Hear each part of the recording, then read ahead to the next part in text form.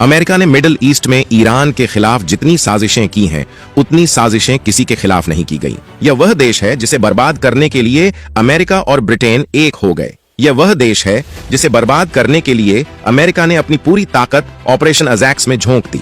Operation Ajax क्या था और 1953 में ऐसा क्या हुआ था कि अमेरिका ईरान के एक प्रधानमंत्री को हटाने के लिए अपनी सारी दौलत गंवाने को तैयार था? तो कहानी की शुरुआत होती है साल 1901 से, जब ईरान में पहली बार तेल की खोज की गई। यह खोज मिडिल ईस्ट की तकदीर बदलने की शुरुआत थी।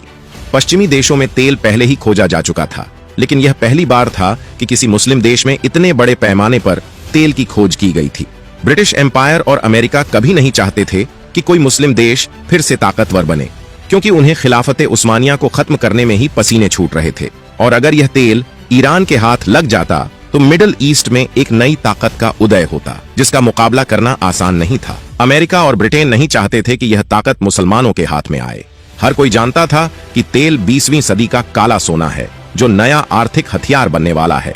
तेल की खोज के बाद अमेरिका और ब्रिटेन ने ईरान पर हमला तो नहीं किया, लेकिन उन्होंने अपने प्रभाव का इस्तेमाल करके ईरान में ऐसे हुक्मरान बिठाए जो उसके इशारों पर काम करते थे। उन्होंने बड़े पैमाने पर ईरान में अपनी तेल रिफाइनरी स्थापित की, कुएं खोदे और अपनी शर्तों पर दुनिया को तेल बेचने लगे। सब कुछ ठीक चल रहा था। ईरान की दौलत से ब्रिटिश एम्पायर और पश्चिमी देश खजाने भर रहे थे। लेकिन तभी 1952 में एक ऐसा हादसा हुआ जिसने ईरान के इतिहास को बदल कर रख दिया, और वह हादसा था ईरान का सत्ता परिवर्तन। 1952 से पहले तक ईरान की सत्ता रजा शाह पहलवी जैसे हुक्मरानों के हाथों में थी, जो अमेरिका और ब्रिटेन के इशारों पर काम करते थे। लेकिन 1952 में पहली बार रजा शाह को चुनौती मिली, जब मोहम्मद मोसद्देक ईरान के प्रधानमंत्री बन गए। मोहम्मद मोसद्देक के हाथ में सत्ता आते ही बड़े पैमाने पर क्रांतिकारी काम करने शुरू किए। उन्होंने देश की पेट्रोलियम इंडस्ट्री को अपने कब्जे में लेने की योजना बनाई और ईरान की पहली नेशनल इरानियन ऑयल कंपनी की स्थापना की। तेल कंपनियों का राष्ट्रीयकरण एक तरह से अमेरिका और ब्रिटेन के वर्चस्व पर सबसे बड़ी चोट थी। कहां अमेरिका ने सोचा था कि वह सालों तक ईरान से तेल निकालेगा और दुनिया में बेचता रहेगा, लेकिन यहां तो मोसद्देक ने उनकी कहानी ही खराब कर दी थी। उन्होंने ब्रिटेन की एंग्लो इरानियन ऑयल कंपनी को ईरान से निकाल फेंका था। उनका यह कदम पश्चिमी देशों की इकोनॉमी और जियोपॉलिटिकल इंटरेस्ट के लिए एक मुसीबत की तरह था। मोहम्मद मोसद्देक ने सिर्फ तेल इंडस्ट्री को अपने कब्जे में नहीं लिया, बल्कि अमेरिका से कहा कि अगर तेल चाहिए तो उसकी कीमत अदा करो। 1953 में ईरान, इराक और सऊदी अरब से लेकर पूरे मिडिल ईस्ट में एक जैसे हालात थे। यह देश तो मुसलमानों के थे, लेकिन उनकी सत्ता और उनकी दौलत पर कब्जा अमेरिका और ब्रिटेन का था। मुस्लिम देश को यह हक भी नहीं हासिल था कि वह अपने देश में निकाले गए तेल का रेट तय कर सके। मोहम्मद मोसद्देक का पहला कार्यकाल बहुत ही छोटा था। 1953 में जब ईरान में दोबारा चुनाव हुए तो मोसद्देक मजलिस के समर्थन से एक बार फिर देश के प्रधानमंत्री बन गए। उन्होंने फैसला किया कि ईरान में सिर्फ ईरानियों का राज चलेगा। कोई अमेरिका और ब्रिटेन इस धरती के नियमों और कानून तय नहीं कर सकेंगे। ईरान की मिट्टी से लेकर उसके सोने के खजानों पर यहाँ के लोगों का हक है। मोसद्देक ने आदेश दिया कि आज तक ब्रिटिश ऑयल कंपनी ने जितना तेल बेचा है और जितना पैसा कमाया है, सबकी डिटेल निकाली जाए। उनके इस आदेश ने ब्रिटेन का एम्पायर हिला दिया, क्योंकि ब्रिटेन से लेकर अमेरिका सब चोरी करके बगैर कीमत अदा किए ईरान का तेल पूरी दुनिया में बेच रहे थे, और ब्रिटेन यह पाप पिछले 50 सालों से कर रहा था। अमेरिका और ब्रिटेन ईरान में मोहम्मद मोसद्देक के बढ़ते प्रभाव को महसूस कर रहे थे, और उन्हें अंदाजा था कि अगर मोहम्मद मोसद्देक को ईरान की सत्ता से नहीं हटाया गया तो ईरान को सुपर पावर बनने से कोई रोक नहीं पाएगा।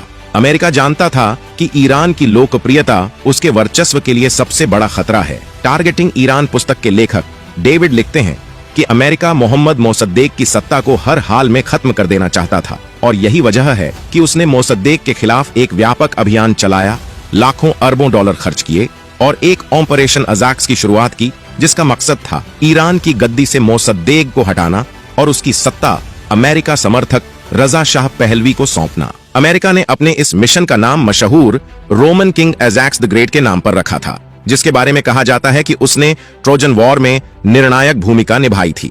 यह इतिहास में पहली बार था कि अमेरिकी खुफिया एजेंसी CIA और ब्रिटेन की खुफिया एजेंसी MI6 मिलकर एक मुस्लिम देश की सरकार को गिराने की कोशिश कर रही थी। ईरान का तेल अमेरिका के लिए कितनी अहमियत रखता था, उसका अंदाजा इस बात से लगाया जा सकता है कि इस मिशन को अंजाम देने के लिए अमेरिकी राष्ट्रपति थियोडोर रूजवेल्ट का पोता केरमिट रूजवेल्ट खुद तेहरान आया था। जिस वक्त ईरान के लोगों के खिलाफ यह साजिश रची जा रही थी, उस वक्त ब्रिटेन की गद्दी पर विंस्टन चर्चिल और अमेरिका की गद्दी पर आइजनहावर बैठे हुए थे। The dangerous classes and the 1953 coup in Iran पुस्तक के लेखक ऑलमोस्ट लिखते हैं कि अमेरिका ने इसके लिए ईरान में खूंखार गुंडे हायर किए थे, जिनका मकसद पूरे देश में शाह के समर्थन में माहौल बनाना था। CIA इन गुंडों को बस और ट्रक के जरिए तेहरान लाया, जिन्होंने वहां की सड़कों पर कब्जा कर लिया। इन दंगों में 200 से 300 लोग मारे गए, जिसके बाद शाह की सैन्य अदालत ने मोसद्देक को गिरफ्तार कर लिया और उन पर मुकदमा चलाया गया। आखिरकार 21 नवंबर 1953 को उन्हें 3 साल की सजा दे दी गई।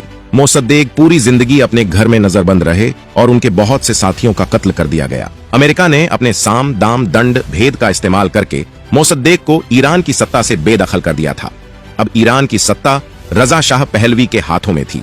वही रजा शाह पहलवी जिसके बारे में आयतुल्लाह खुमैनी ने कहा था कि यही वह शख्स है जिसने हमें अमेरिका के हाथों बेच डाला। शाह अगले 26 सालों तक ईरान के माथे पर कलंक बनकर अमेरिका के इशारे पर काम करता रहा और तब तक नहीं रुका जब तक आयतुल्लाह खुमैनी ने उसकी सरकार को उखाड़ नहीं फेंका। आज अमेरिका पूरी दुनिया में लोकतंत्र का अलंबरदार बना फिरता है, लेकिन कल जब ईरान में लोकतंत्र से चुनकर आया एक व्यक्ति सत्ता की गद्दी पर बैठा, तो इसी अमेरिका ने उसे सत्ता से बेदखल कर दिया और लाखों लोगों की जान ले ली। अमेरिका किसी भी देश में लोकतंत्र और मानवाधिकार के लिए नहीं जाता, बल्कि वह उस देश की धन संपदा और खजाने को लूटने के लिए जाता है, और ईरान में वह तेल के खजाने को लूटने आया था। यही वह हादसा था जिसने अमेरिका और ईरान की उस दुश्मनी की बुनियाद रखी जिसे आज तक कोई खत्म नहीं कर पाया। और जब तक यह दुनिया कायम है, ईरान अमेरिकी साम्राज्य के लिए खतरा बना रहेगा। अमेरिका ने ईरान में एक मोसद्देक को हटाया तो इसी मिट्टी से दूसरा आयतुल्लाह खुमैनी पैदा हो गया, जिसने अमेरिका की ऐसी ईंट से ईंट बजाई कि उसके सुपर पावर होने का खिताब भी मिट्टी में मिल गया। अमेरिका के खिलाफ अगर किसी मुस्लिम देश ने खुलकर विद्रोह किया है तो उसका नाम ईरान है। ईरान आज भी अकेला मुस्लिम देश है जो अमेरिका की आंखों में आंखें डालकर बातें करता है। जालिम ताकतों के खिलाफ लड़ने की जो हिम्मत ईरान में है, वह किसी और मुस्लिम देश में नहीं। अरब देश अगर ईरान का साथ दे तो फिलिस्तीन को चंद दिनों में ही आजाद करवाया जा सकता है। वैसे ईरान के बारे में आपके क्या विचार हैं? नीचे कमेंट में जरूर बताएं। अगर आप ईरान को एक ताकतवर देश मानते हैं तो इस वीडियो को लाइक और शेयर जरूर करें। ऐसी और वीडियो को देखने के लिए हमारे चैनल को सब्सक्राइब करें। फिर मिलते हैं किसी नई वीडियो में।